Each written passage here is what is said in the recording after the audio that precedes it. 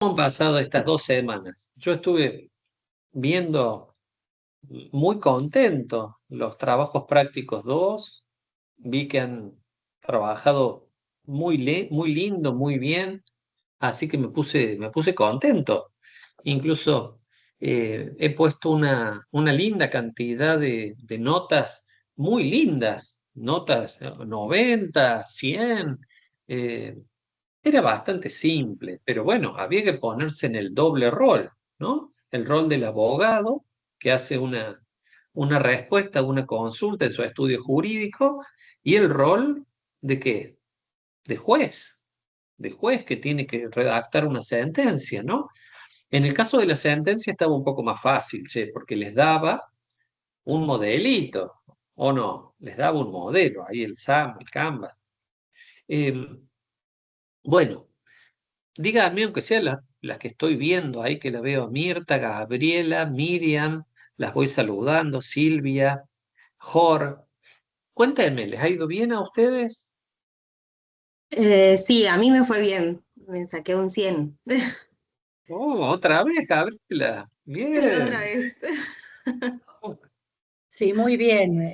Realmente a mí me, me- me cuesta siempre tratar de ajustarme a la cantidad de palabras, Ah, pero me pareció muy divertido la cuestión esta cuando tuvimos que entrar a firmar. Decíamos, cara claro. dura, nos van a meter en cana todos por no tener título. Bueno, pero ¿vieron qué lindo esta especie de juego que nos propone la Siglo, nuestra universidad, que consiste justamente en decir, a ver, vamos a jugar, entre comillas, sin ninguna consecuencia negativa ni nada, a que ya somos abogados, jueces, y nos toca tomar decisiones. En algunos casos, recuerdo haberles comentado que era importante que el lenguaje del dictamen no fuera demasiado formal, sino más bien, bueno, con distancia, pero coloquial, como docente, digamos, ¿no? Silvia, ¿me estás escuchando como con un eco, me decís? ¿Todos me escuchan mal? Ah, a ver, bueno, asegúrense todos de tener los micrófonos apagados. Qué macana, Silvia, pero me parece que sos vos sola. Yo creo que tengo prendido, bueno, sí, lo normal, los micrófonos. Qué macana, Silvia, ¿qué vamos a hacer ahora? Eh, a ver, ¿qué les iba a comentar? Ah, bueno, acá me dice Claudia que está escuchando bien. Saben que, ahí la veo a Milena, la saludo también. Saben que primero me interesaba esto. Yo por ahí soy repetitivo, ustedes ténganme paciencia. Es muy importante que ni el docente ni ustedes nos quedemos solamente en los trabajos prácticos. Es decir, los trabajos prácticos nos proponen el abordaje de un tema, pero los módulos tienen muchos otros temas, ¿me comprenden? Que incluso los van a rendir en los parciales, que seguro que ya les ha ido bien en el parcial, ¿no es cierto? Ya han tenido, pero también, y lo más importante de todo, que les va a servir para cuando sean abogados, digamos, porque si no nos quedamos en el caso de María, que está de lo más bueno, de lo más divertido, de lo más imaginativo, pero tenemos que ir viendo los otros temas. Y esta materia nuestra es una materia que es como los cimientos de una casa. ¿Vieron? Uno hace los cimientos y a veces es medio aburrido, porque uno quiere ver la casa con las puertas, las ventanas, y los cimientos no te dicen nada. Pero esta materia con su vocabulario, ustedes van a ver que la van a utilizar en todo el derecho privado de la carrera. ¿Me comprenden? Por eso es tan importante que estemos trabajando el vocabulario. Yo estuve hojeando un poco, hace un rato, porque se le ha cambiado un poco el orden y el contenido. Sí, es como constitucional, que a mí tanto me gusta. Eh, Se le ha cambiado un poco el orden y el contenido al SAM Canvas en el módulo 3, así que me puse a hojear un poco. Está muy lindo, les digo, para los que ya lo están leyendo, pero una cosa es tocar yo el piano con dos deditos, el cumpleaños feliz, y otra cosa es un concertista que toca con todos los dedos, ¿no? Y uno escucha un caudal de notas y de sonido que no tiene nada que ver. O como ver, por ejemplo, una, una historieta en blanco y negro o ver una foto en 24 millones de colores. Y les digo, los 24 millones de colores, una aproximación a eso va a ser la lectura de qué libro, del doctor Rivera, ¿no es cierto? Del doctor Rivera. Díganme que, aunque sea un poco, lo están leyendo, ¿sí? Cuéntenme, ¿lo están leyendo un poco? Bueno, ahí Gabriela me muestra. Este, miren, es importante también esto. El otro día me fui, a ver, si lo tengo por acá, denme un segundito.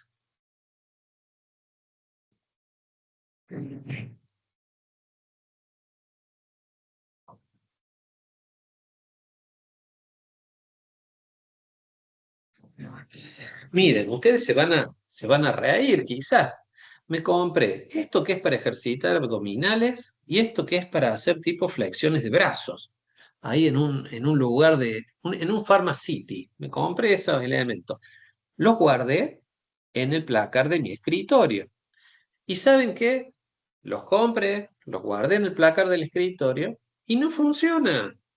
A ver, debería haber una ley que dijera que yo cuando ya compro estos elementos me empiezo a tonificar solo. A ver, ¿a dónde voy con esta estupidez? Uno puede comprarse el libro del doctor Rivera, pero no alcanza con eso. Nos tenemos que poner a qué, como hace Gabriela ahí, que se pone a leerlo y obviamente es más denso, digamos. En estas clases lo que hacemos es un resumen para que les sea más fácil escalar eso. A veces estas clases son como unos andamios. ¿Vieron los andamios que ponen los albañiles para subir una pared que es alta? Porque el libro del doctor Rivera sería medio alto, pero nosotros usamos estas clases como un escaloncito que nos achica la distancia, pero no se queden con el escaloncito, porque los 24 millones de colores o el concierto se va a aproximar y lo van a ver leyendo al doctor Rivera. Si han estado leyendo 10 páginas por día, mi cálculo es que ya van como 90 días, así que lo han terminado el libro completo. Fíjense el valor acumulativo que tiene. Yo sé que ustedes se macanean y se ríen de este profe loco, pero es muy importante porque es un valor acumulativo. Uno lee 10 páginas, por Dios, todos los días, que capaz que les cuesta. Uno dice, che, pará, no tengo la gimnasia, porque lo mismo me pasa a mí con las pesas. Algún otro se hace 300 abdominales todos los días y yo hago 6 y ya me duele todo. Pero es empezar.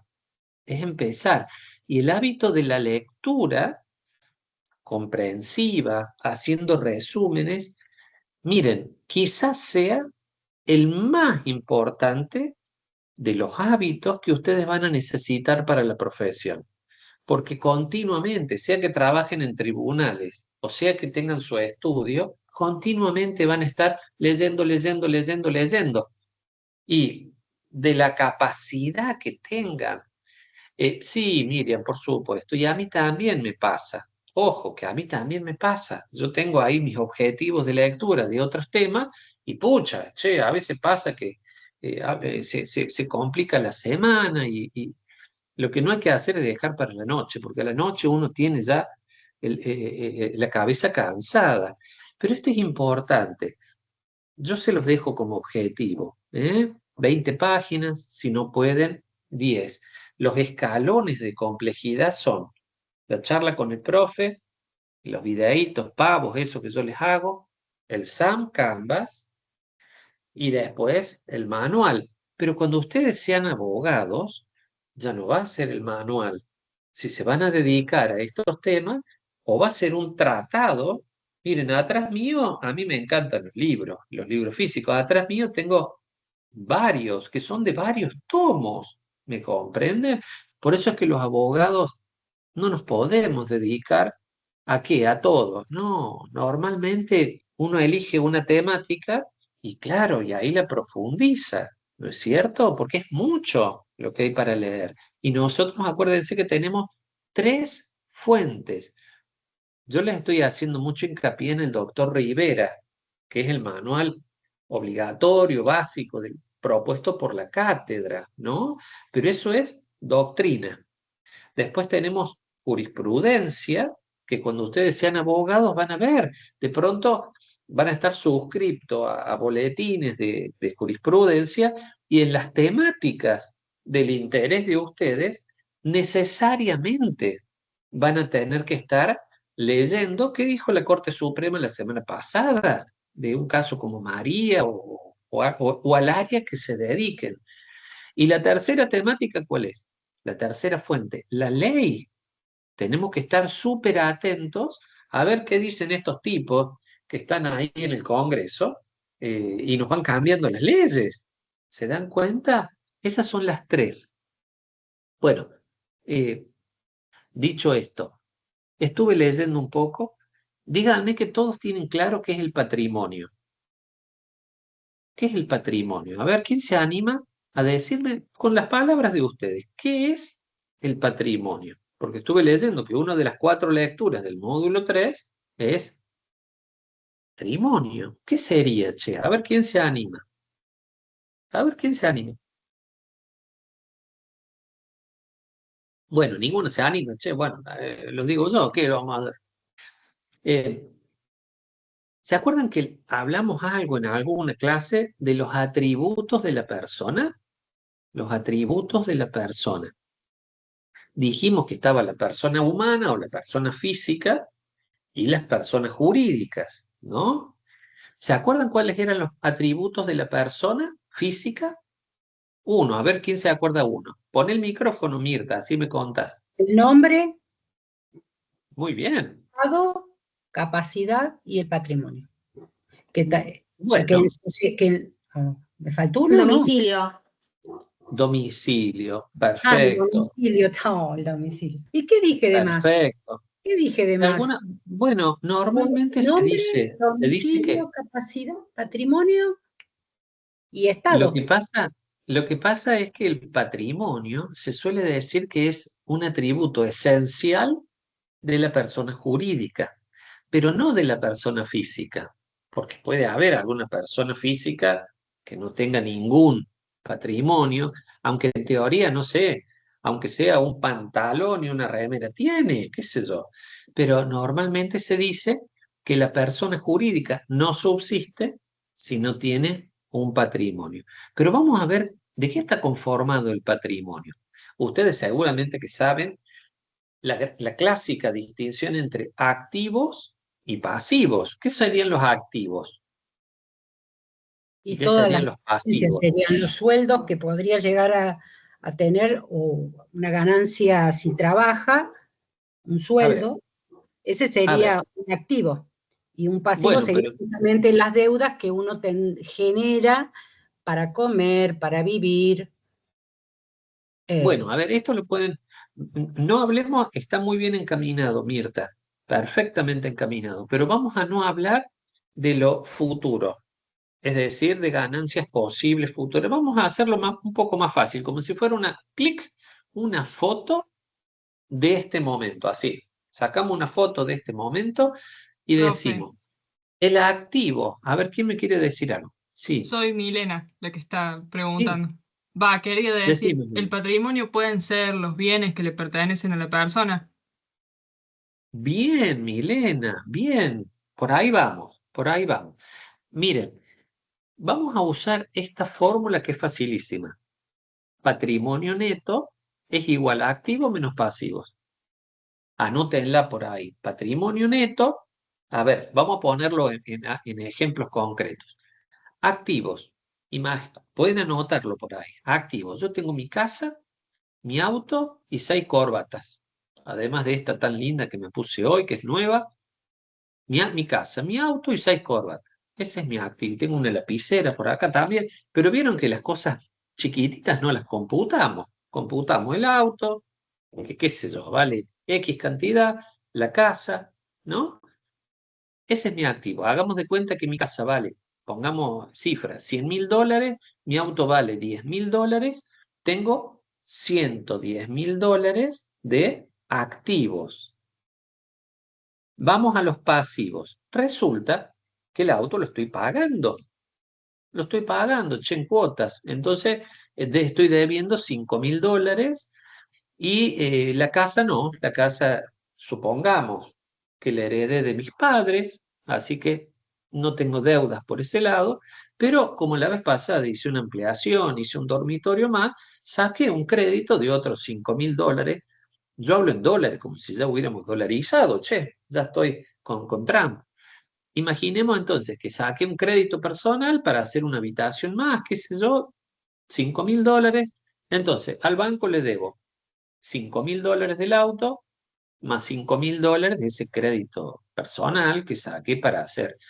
Dijimos, 100.000 la casa, 10.000 el auto, total 110.000 de activos.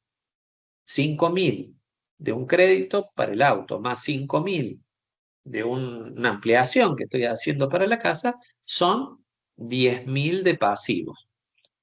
Bien, Claudia, excelente. Diríamos que el profe tiene bastante saneada sus cuentas. ¿Cuál es el monto de mi patrimonio? 100.000, como lo puso ahí Claudia. Es decir, 110.000 de activos, le tengo que restar los 10.000 de pasivos, 100.000. Ese es mi patrimonio. Ahora bien, hay una frase que los abogados repetimos mucho, que es: el patrimonio es la prenda común de todos los acreedores. ¿La han escuchado la frase? El patrimonio es prenda común de los acreedores. Pero yo tengo ¿cuántos acreedores? En este ejemplo tan simple, dos. Uno, un banco por el auto, que estoy debiendo las cuotas. El otro banco por el crédito que hice para ampliar una habitación más a mi casa, qué sé yo. Pero resulta, con mala suerte, que tengo un accidente vial con mi auto y soy responsable. Imaginemos que he sido culpable, lo que se les ocurra. Y de pronto hay daños, hay 2 lesionados graves y yo recibo una demanda por daños. Ya van a tener daños, creo que es civil 8, daños. Este tema de la responsabilidad civil. Y de pronto, yo que tenía saneado mi patrimonio, resulta que ahora el juez me condena a pagar $200.000 de daños que yo le generé por lesiones gravísimas, qué sé yo, en ese maldito accidente de auto. Supongamos, y supongamos que el seguro me cubre casi nada, como suele pasar con los seguros, que te cubren una partecita. De pronto, el profe que tenía saneado su patrimonio, yo estaba en más 100.000, me dijo Claudia hace un rato.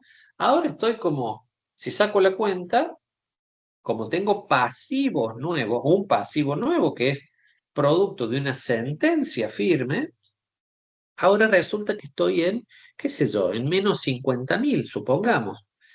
¿Me siguen hasta acá? ¿Sí? Bueno, lo que les plantea el módulo 3, no sé si es la lectura 1 o la lectura 2, es que si yo no pago, y en esta situación ustedes ven que voy a poder pagar, no, porque yo si vendo mi casa y si vendo mi auto, no llego a pagar esa deuda que me ha surgido así intempestivamente, ¿me entienden? Va a venir la ejecución, es decir, mi acreedor, que es ese que me ganó el juicio, le va a pedir al juez que ejecute ¿Qué cosa? Mi patrimonio. Ahí la veo a Gisela, que la saludo también. ¿Me comprenden hasta acá, chicos?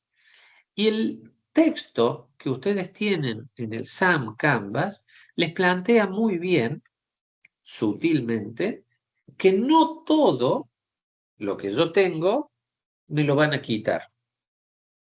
Yo les dejo el planteo para que ustedes después lean, porque si lo vemos en blanco y negro, así como quien toca el piano en 2 deditos, yo terminé en la quiebra y perdí mi casa y perdí mi auto. Sin embargo, ustedes habrán leído, díganme que han leído esa parte, todo un planteo sobre cuál tema. ¿Hay un derecho al auto único? ¿Tengo derecho al auto único en Argentina? Todos tienen que tener un auto. ¿Hay un derecho así? No.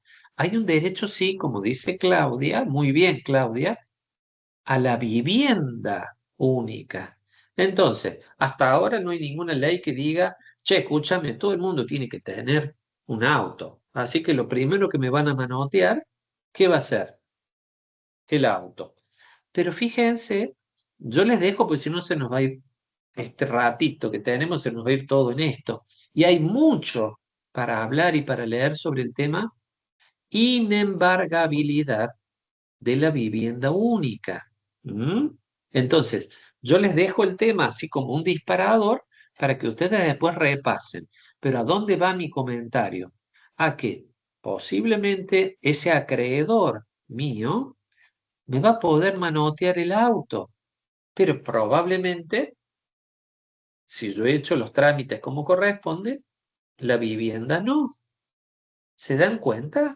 Fíjense que los institutos jurídicos tienen consecuencias importantes, porque ¿de qué le sirve a ese acreedor que hizo un juicio?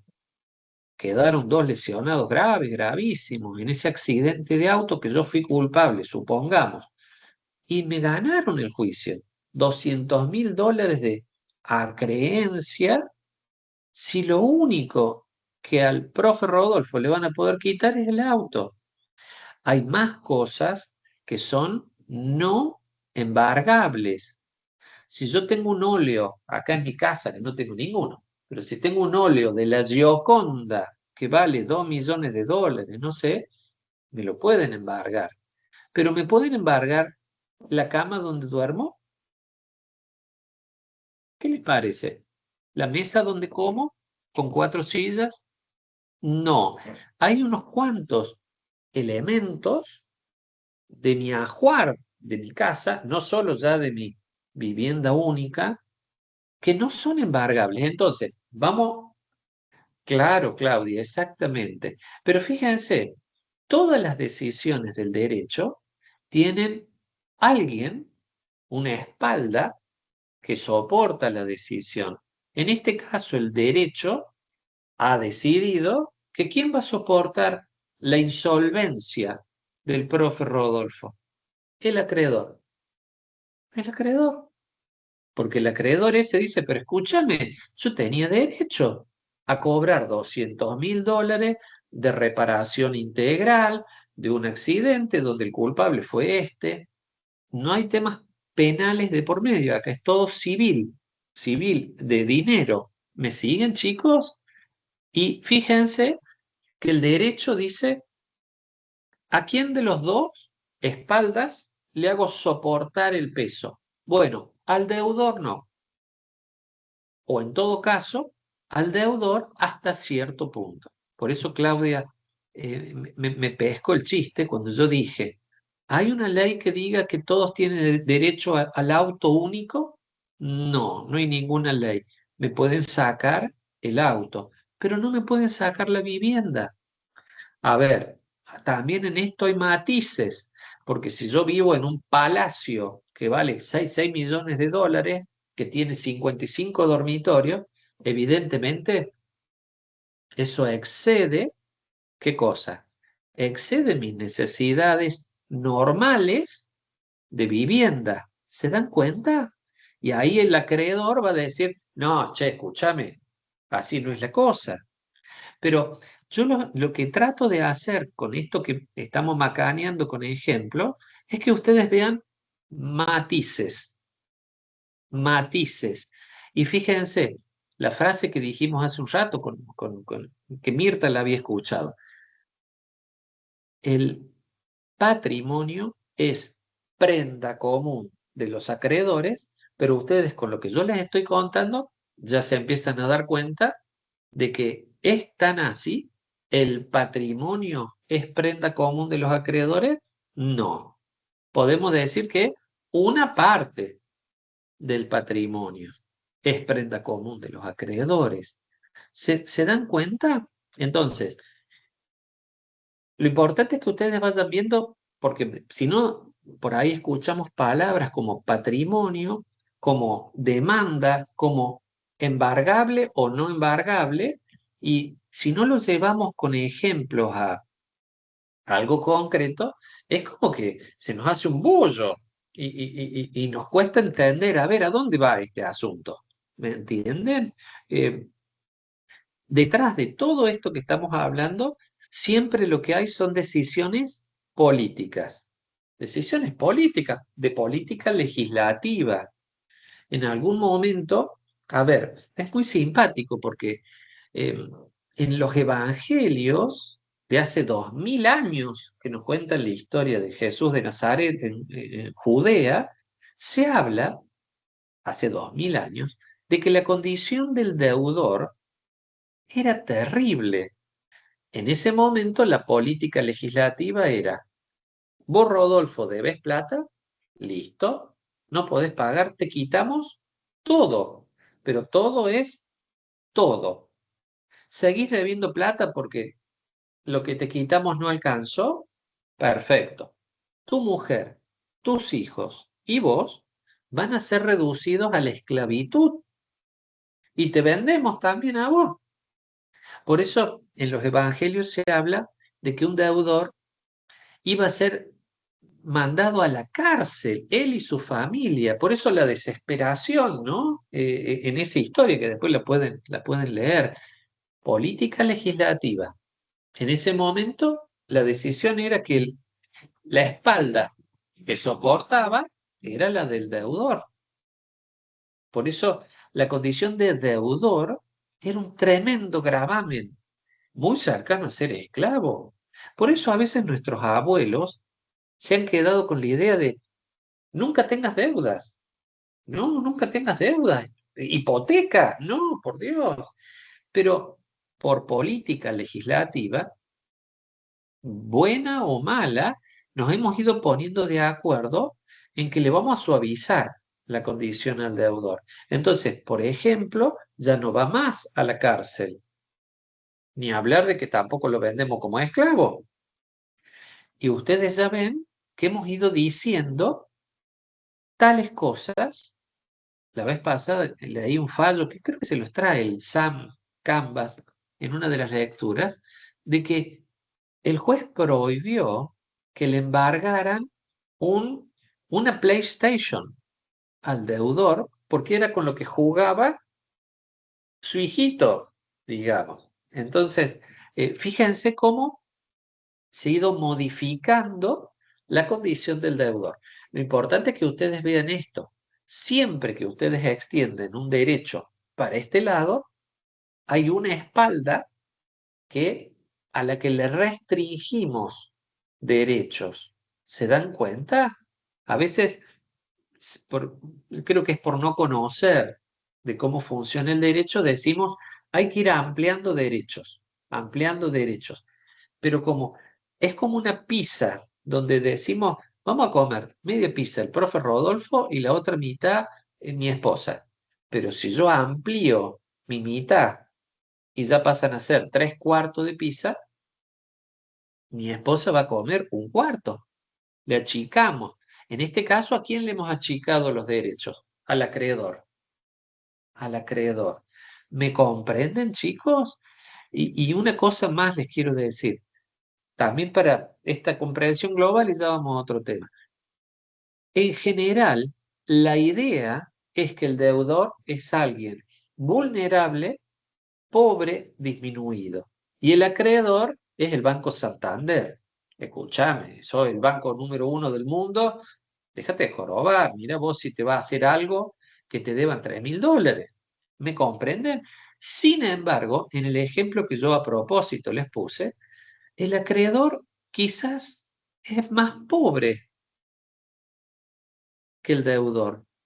Quizás ese accidente de auto terminó lastimando a una persona pobre que iba en una bicicleta con su hijito atrás, o a una mamá que llevaba a los dos nenes en la moto al colegio. Fíjense que en el ejemplo que yo les puse, es posible que el acreedor de los $200.000 en realidad es mucho más vulnerable que el deudor, que soy yo en este ejemplo. Sin embargo, el sistema lo hemos armado de esa manera. El año pasado a los chicos les ponía el ejemplo de la ley de locaciones urbanas, donde hemos ampliado derechos del locador, cuidando los precios máximos, sobre todo en el gobierno del peronismo anterior. Pero yo les decía, cuidado porque al ampliar derechos de un lado, achicamos derechos del otro.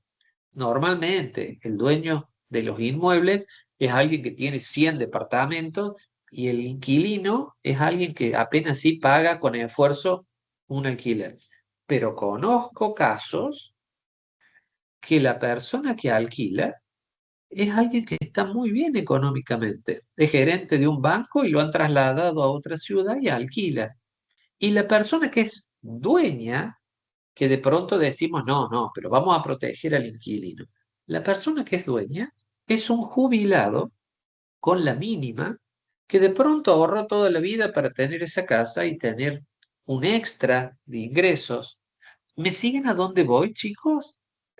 Un poco con el ejemplo es, cuidado, todo lo que vamos a analizar en bases del derecho privado en materia de embargabilidad, vivienda única, inembargabilidad, guarda relación con quién soporta el peso de la insolvencia. O dicho de otra manera, ¿quién paga la cuenta? En este caso que yo, sí, Gisela, los sueldos y jubilaciones, a ver, haceme la pregunta oralmente, así yo te la escucho. En el artículo 744, si yo mal no recuerdo, habla de los sueldos y jubilaciones y dice que hay una proporción establecida por las leyes especiales. ¿Cuál es esa proporción establecida? Muy buena pregunta, Gisela. Normalmente se supone, de nuevo entramos con una generalidad, se supone que el asalariado es alguien pobre y vulnerable. Sin embargo, podría ser gerente podría ser un juez camarista que gana 8 millones de pesos y es asalariado. Pero las leyes se han hecho pensando que el asalariado gana 900.000 pesos y tiene una finalidad alimentaria, principalmente alimentaria. Si no le das el salario, no come. Por ese motivo, lo que vos citas es que normalmente el tope de embargabilidad, sigamos con el ejemplo del profe. Yo soy profe del siglo, tengo mi sueldo y resulta que debo $200.000 de esta mujer que la atropellé yo, iba ella con la bici, $200.000. Apenas sí me pudieron quitar el auto, que vale $10.000. Entonces me van a embargar mi sueldo de docente, que es el único sueldo que yo tengo. Yo tengo otros ingresos, pero de sueldo tengo ese sueldo. Y fíjense, el tope es el 20%, pero está pensado porque suponemos que la persona lo necesita con fines alimentarios a su sueldo. Pero el tema es que en la realidad en muchos casos no es así. Y en el caso mío, que es un sueldo pequeño porque es una actividad secundaria, la que yo hago como docente, no me van a poder embargar el 20%, me van a embargar el 10%, porque cuando más chico es el sueldo, menos se le embarga. Y mientras más grande, bueno, hasta un 20%. Eh, por eso les digo, son políticas, decisiones de política legislativa, donde todos nos ponemos de acuerdo, pero en algunos casos se pueden generar que injusticias, ¿no? Con esto que hemos hecho, que al final hemos charlado un montonazo, más de política legislativa que de los temas específicos, yo les pido que repasen la lectura sobre vivienda única, que les trae el módulo 3, que no tiene relación con el TP3, por cierto, pero no dejen de repasarla. Otro tema que tiene que ver con el vocabulario. Profe, una consulta te iba a hacer. Sí, Mirta. Estaba leyendo, ¿viste lo de la habitación? Eso es que tiene que ver esto también que como lugar único. Pero ¿por qué una habitación? No sé, es como que yo acá en mi casa vivo en una pieza y esa es mi habitación, que es también. Es como que vos te quedás ahí y nadie te puede sacar hasta que... Es muy buena la pregunta, Yo me Mirta, quedé pero ahí con la habitación. esto tiene que ver de nuevo con un vocabulario que viene de la época de los romanos, es antiguo. Ustedes saben que en el derecho patrimonial, a ver, ¿cuáles son los 3 derechos patrimoniales? Y ahí voy a tu pregunta, Mirta. ¿Cuáles son los 3 derechos patrimoniales? ¿Saben cuáles son? Derechos reales, Sí, derecho real. 3 derechos que patrimoniales. viene de la palabra res, cosa, derechos reales sobre las cosas. Entonces ustedes van a tener una materia que se llama derechos reales, derechos sobre las cosas. Principalmente hablamos de inmuebles, ¿no? Pero también pueden ser cosas muebles. Derechos personales, también llamados obligaciones. Y ustedes van a tener una materia que se llama obligaciones o derechos personales. Estamos en los derechos patrimoniales. La tercera categoría son los derechos intelectuales. Es decir, yo escribí un libro, por ejemplo, y tengo derecho no sé, un royalty que me paga la editorial cada vez que se vende la tapa de un libro mío, ¿no es cierto? Derechos intelectuales, o el inventor inventó no sé qué, lo patentó. Derechos patrimoniales se refiere a lo dinerario, son tasables económicamente. Patrimoniales, yo les puse el ejemplo del auto y la casa. Derechos personales, lo que me deben. Por ejemplo, tengo 3 amigos, estoy inventando, 3 amigos que yo les presté $2.000 a cada uno y me firmaron los pagarés. Entonces yo tengo derechos personales a cobrar por $6.000, por ejemplo. Derechos personales, obligaciones y derechos intelectuales, ya les puse el ejemplo del que escribe un libro. Entre los derechos patrimoniales, derechos reales, Mirta, hay una lista de derechos reales. Pero el derecho real por excelencia, el más amplio de todos, es el derecho real de dominio. Dominio. Pero sobre una casa, por ejemplo, ¿no? Ahora bien, puede ser que se divida entre lo que es la nuda propiedad y el usufructo, en ese derecho real de dominio. Y el usufructo implica el derecho al uso y habitación y a los frutos. Y la nuda, lo han escuchado esto, chicos, ¿no es cierto? ¿Sí? De pronto el papá o la mamá deciden darle, por ejemplo, te pongo el ejemplo a vos, Gabriela, a Gabriela un campo como nuda propietaria, Gabriela, pero papá y mamá se quedan con el usufructo, que significa que el día que fallezcan papá y mamá, los dueños reales de ese campo, en Gabriela se unifican esa nuda propiedad con el usufructo. Ahora, el usufructo está formado por uso y habitación y frutos. Y de lo que estamos hablando de la casa vivienda única, cuando decimos habitación nos estamos refiriendo a uso y habitación. ¿Qué quiere decir? Que si la están usando esa casa para frutos, por ejemplo, para alquilarla y sacar una renta, no vale. no vale, Mirta, porque el principio protectorio está dirigido a uso y habitación. A veces me siento que les tengo que dar demasiado larga la explicación, pero decime, Mirta, si se entiende un poquito mejor No, por qué no, usamos ahora estas sí. palabras. No, re interesante. Porque yo decía, ¿por qué aparte? ¿Por qué aparte? Porque bueno, Es de eso no habitar, pasa, del verbo habitar, ¿no? claro.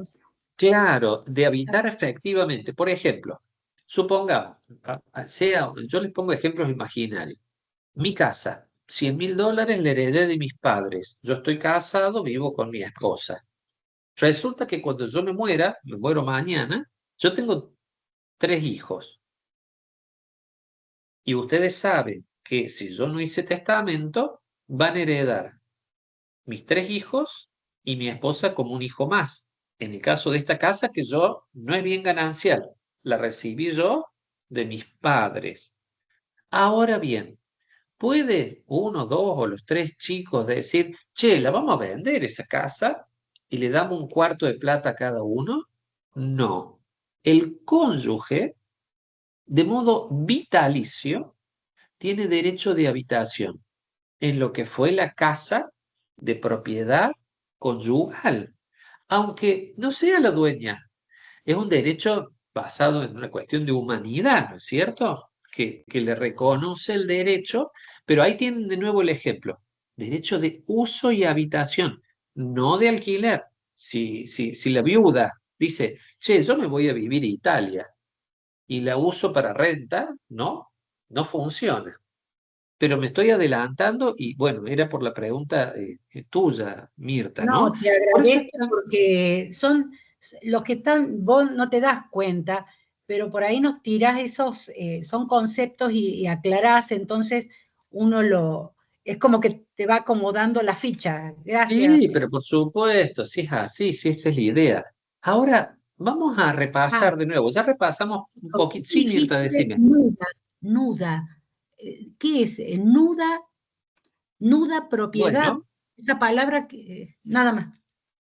bueno, hago ese comentario y vamos al siguiente tema. Derecho real de dominio. Yo les dije que es el más completo. Pero cuando lo partimos en pedacitos, en el ejemplo que yo les puse de Gabriela, es una forma de ordenar la sucesión para no tener que hacer una sucesión después. Decimos que le damos la nuda propiedad o propiedad desnuda de ese campo a Gabriela. ¿Y por qué decimos nuda propiedad o desnuda? Porque solo va a tener eso, el nombre de propietaria, pero no tiene los atributos del dueño. Los atributos del dueño, que es uso, habitación y frutos, usufructo, se los ha quedado el papá y la mamá, que han dicho, le vamos a poner a nombre de Gabriela la nuda propiedad, cosa de que si nos pasa algo, simplemente Gabriela va al registro de la propiedad con la partida de defunción del papá y la mamá y dice, che, escúcheme, unifíqueme acá el derecho de dominio. Yo hasta ahora tengo solo la nuda propiedad, súmeme el usus fructus, uso, habitación y frutos, que lo tenían papá y mamá, y vuelve a estar unificado el derecho real de dominio.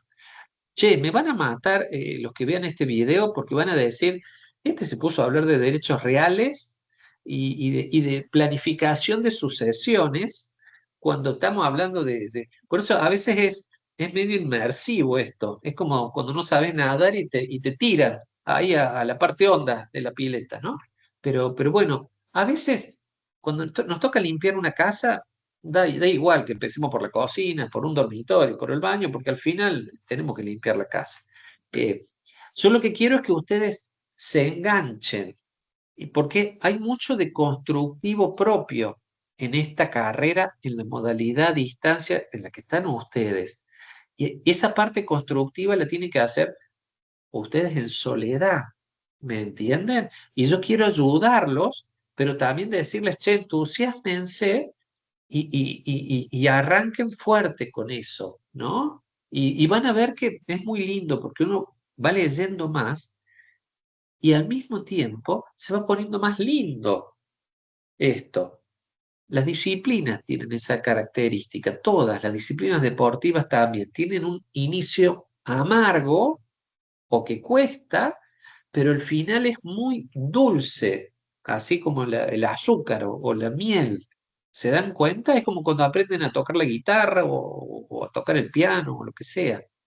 Che, antes que me olvide, vamos a hacer un repaso. ¿Ya? Repasamos patrimonio. Culpa de Mirta, repasamos un poco el concepto de derechos patrimoniales, que son derechos reales, derechos personales, derechos intelectuales. Mirta me obligó a que le diga cómo están armados los derechos reales de dominio, con todas sus partecitas. El libro de Rivera, bueno, tienen que leerlo todo, che, me parece que no son algunos capítulos, pero si no se van al índice y lo repasan. Vamos a ver otra cuestión de vocabulario, que sea cortito este ratito que tengo. Hechos y actos jurídicos. ¿Saben bien esa distinción? Díganme que sí y paso a otro tema. Hechos y actos jurídicos. ¿La tienen súper clara? ¿Sí? ¿O lo repasamos? Bien, Claudia me dice que vio mis videos, o sea que se confundieron del todo viendo esos videos. Acuérdense que decimos que los hechos pueden ser naturales o humanos, y a los hechos humanos voluntarios, porque los hechos humanos pueden ser voluntarios o involuntarios, a los hechos humanos voluntarios les llamamos actos, que cuando tienen consecuencias jurídicas, actos jurídicos. Un tema clave. Ustedes saben que lo importante es razonar, pero hay temas que los tienen que memorizar. Ustedes tienen que saber cuál es su número de DNI de memoria, ¿o no? Estas palabritas que yo les voy a decir, discernimiento, intención y libertad, las tienen que saber de memoria, pero es de memoria. Discernimiento, intención y libertad. La suma de las tres me dan la palabra voluntario. Y solo vamos a respetar los actos jurídicos voluntarios. ¿A qué me refiero con respetar? A que vos firmaste, papito, esa escritura y vendiste tu casa o compraste demasiado caro un auto, pero fue voluntario, acto jurídico voluntario, ahí está tu firma. Ahora te indignaste porque viste que el mismo auto lo venden más barato en la otra concesionaria y querés que te devuelvan la plata y querés anular el acto jurídico, pero si el acto es voluntario, la regla es que no hay vuelta atrás. ¿Me siguen hasta acá? Entonces, cuando hacemos actos jurídicos, como que vendí mi casa y después me apareció otro que me quería pagar más, a ver cómo hago para anular, porque la vendí en $70.000 y al día siguiente, podés creer, me llamó un tipo que me dice, che, te ofrezco $110.000. Y yo trato por todas las maneras de anular el acto jurídico, porque escuchame, hay mucha diferencia de plata. Pero ustedes saben que si el acto fue voluntario, lo que se firmó, se firmó. ¿Me siguen hasta acá? Bien, ¿qué conforma un acto voluntario? Discernimiento, intención, libertad. Esto es recontrabásico y es importante que lo memoricen. La forma de ir para atrás de ese acto jurídico que lo quiero anular y el efecto de la anulación, el primer efecto va a ser que las partes se devuelven lo entregado. Sigan con este ejemplo pavo que les di. Vendí mi casa con escritura pública en $70.000. Ya me dieron los dólares, entregué mi casa, pero lo quiero anular porque le quiero buscar la vuelta para anularlo. El objetivo que yo busco es volver la situación a lo que estaba antes. Es decir, le ofrezco al otro devolverle los $70.000, pero le digo, devuélveme mi casa. Si el acto fue voluntario, les digo, no hay mucho resquicio. Pero ¿cómo atacamos ese acto? Diciendo que fue involuntario. involuntario, pero no lo hagamos por un motivo tan espurio como el que les conté yo. Nos imaginemos que hay un motivo real, ¿sí? Pero acuérdense, todo esto de que pedimos la nulidad del acto es para volver atrás, para que el otro me devuelva a mi casa, yo le devuelvo la plata. Vamos hacia atrás. Las partes se devuelven lo que se habían entregado. Si yo tengo tres elementos, discernimiento, intención y libertad, yo tengo que poder atacar entre comillas, alguno de los tres elementos. Tengo que decir que uno de esos tres no estaba. Porque no sé si han visto, está el Poxipol que tiene como dos cositos que uno los mezcla en el Poxipol y una vez que lo mezclaste, chao. Bueno, los tres elementos son como si fueran los tres pomos. En el Poxipol son dos, acá son tres. Discernimiento, intención y libertad. Si yo tengo los tres, acto voluntario, chao. Yo tengo que lograr, si quiero ir para atrás y tengo motivos, ver cuál de los tres elementos puedo atacar. Vamos al primero. ¿Quién me da un ejemplo de que el discernimiento no estaba? A ver, ¿quién me ayuda? Un ejemplo. No había discernimiento. Es menor de edad, es menor de 10 años. Bueno, bien, Gisela, bien, bien. Era menor de 10 años. Obviamente que en este caso del inmueble, y no va a pasar eso, porque el escribano no lo va a dejar firmar, pero es muy bueno el ejemplo, porque menor de 10 años no hay discernimiento. Chao. Pero Profe, sigamos, a ver, me de parece que tibio esa por ahí, persona en ese momento no estaba en toda su capacidad mental al hacerlo. bien, Gabriela, bien. Podría ser, por ejemplo, porque estaba ebrio, pero ebrio. O porque estaba O bajo sustancias drogado. estupefacientes. Pero No fíjense por voluntad que propia, lo bien, drogaron. espérate. Bueno, espérate, pero ahí, para que los ejemplos sean puros, Gisela, porque si no fue por voluntad propia y lo drogaron, ahí se me mezcla con el tema de la fuerza, que es el otro elemento, la libertad. Usemos solo, vayamos como diseccionando de a pedacitos. Discernimiento, solo. Un elemento importante del discernimiento, no tiene grados, no tiene graduación. Yo acá tengo el velador, miren, apago, prendo, encendido, apagado. Discernimiento, o está o no está. Es como el lobo está o no está, discernimiento está o no está. Menor de edad, presumimos que no hay discernimiento. Aunque ya ustedes vieron sagazmente, como son ustedes, que en el caso de María, para tratamientos corporales dijimos que, aunque no haya 18 años cumplidos, hay discernimiento para tratamientos médicos sobre el propio cuerpo. Miren en el lío que se metió María con el asunto, ¿no? En el ejemplo de los TP. Mayor de 18 años, hay discernimiento, salvo que ¿qué? Salvo que tengamos una restricción a la capacidad porque nos encontramos con una persona que tiene alguna enfermedad que le impide tener discernimiento para unos actos o para muchos actos, ¿sí? Entonces, en el caso de que hubiese un mayor de edad que tiene una enfermedad mental grave, posiblemente es una situación permanente. En el caso que vimos con Gabriela de la ebriedad o de las drogas, la persona normalmente tiene discernimiento, es mayor de edad, pero puntualmente en ese acto que estaba ebrio o estaba drogado, no un poquito que tomó una copa de vino, no, ebrio. ¿Me siguen hasta acá?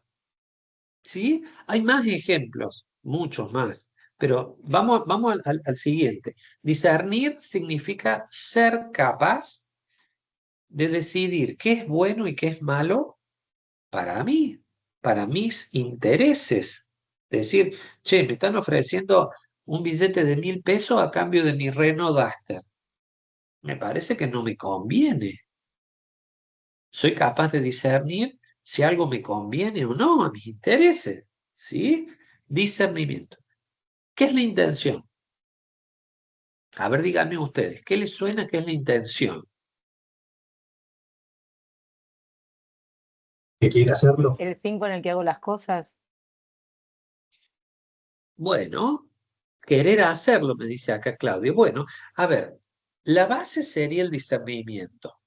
Una vez que yo, muy bien, Claudia, esa es la definición. Discernimiento en acto o discernimiento en acción.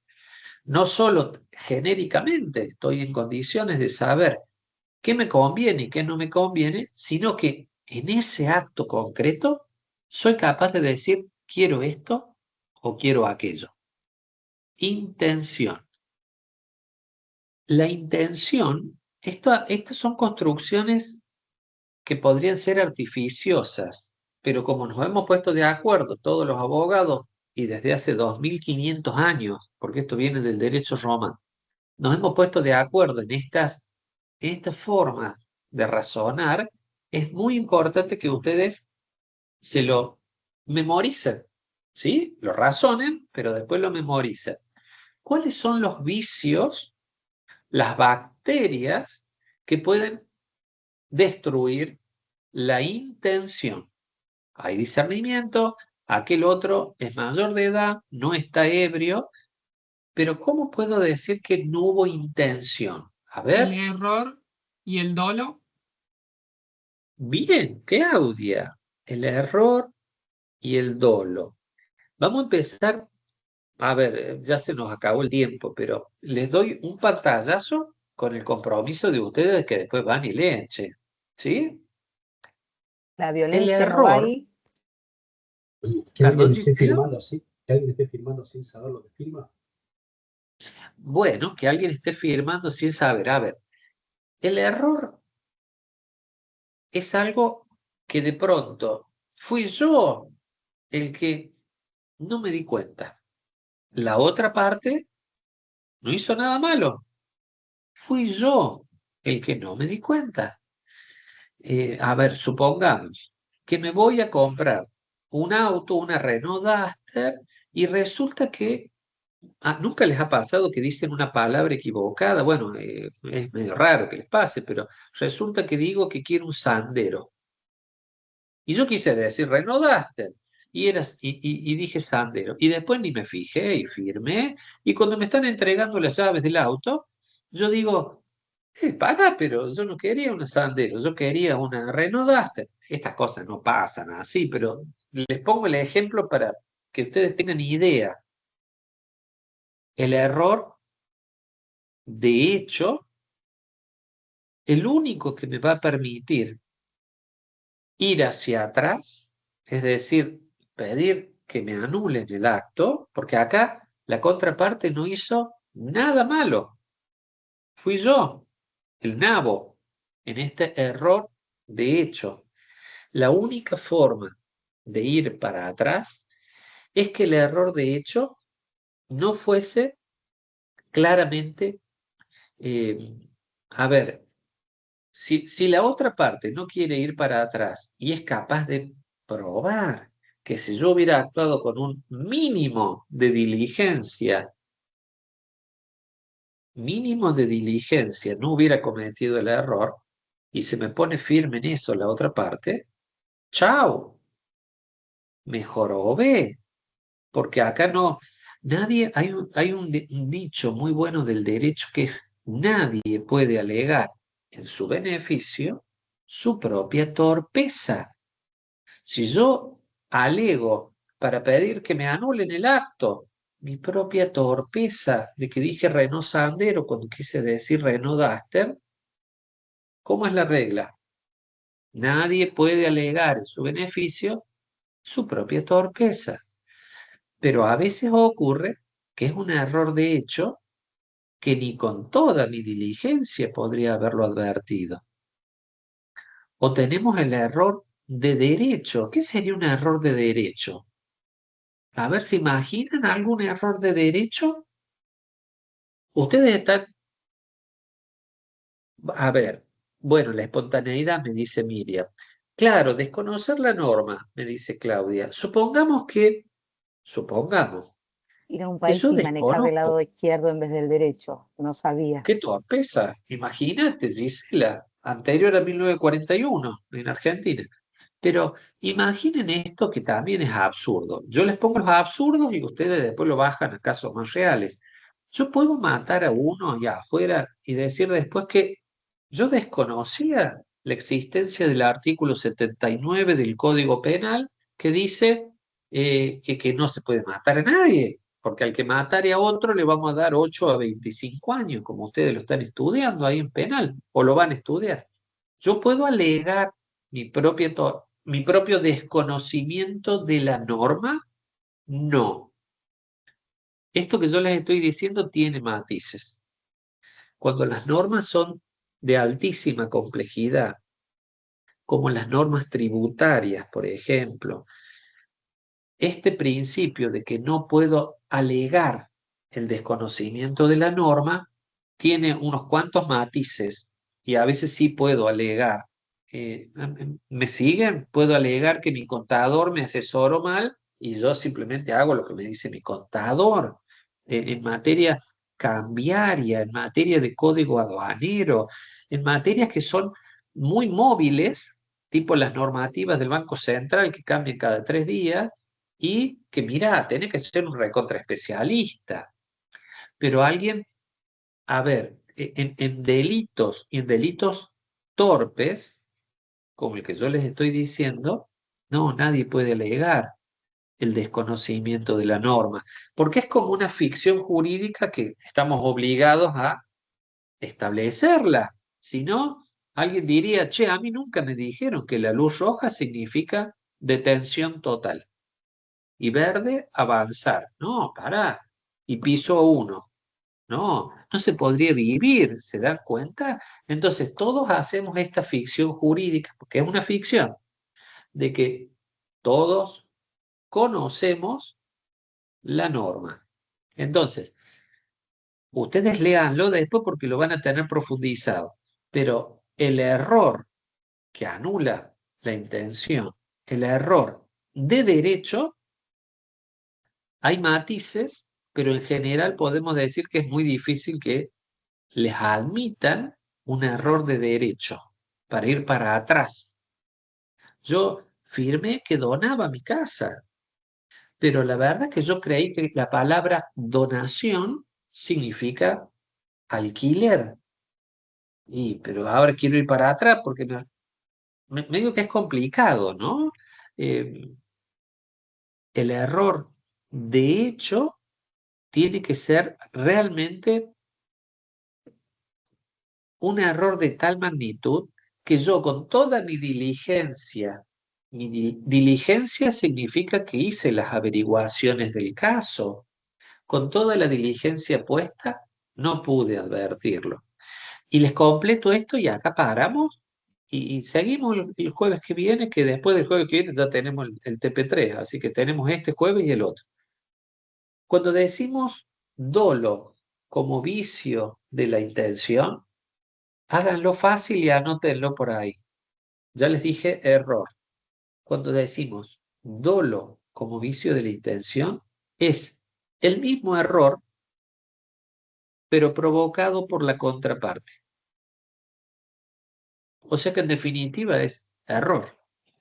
Error propio, porque no me di cuenta, de hecho o de derecho. O error, pero provocado por un ardid de la contraparte. A ese error provocado por un ardid, por una puesta en escena de la contraparte, le vamos a llamar dolo, como vicio de la voluntad. Gastón me dice ahí la explotación del otro, claro, de alguna manera. Igual, esa definición la tenemos en lesión subjetiva, que ya la van a ver. Nos quedaría la libertad, que la pueden anotar por ahí. La libertad es afectada por una bacteria, que es violencia. Y a la violencia decimos que puede tener dos facetas, fuerza o intimidación. Hagamos una cosa, ustedes con esto vayan a leer después y el jueves que viene destinamos los primeros minutos a sacarnos alguna duda sobre eso y avanzamos un poquito más. Y de paso vemos el TP3, así todos se sacan un 100, que vienen con notas hermosas todos. ¿Les parece? Porque ya me parece que tenemos que irnos a cenar. Les mando un abrazo a todos y nos vemos el Muchas jueves que gracias, viene. profe. Gracias por acompañarnos. Un Chao. placer, profe. Chao, chicos, nos vemos.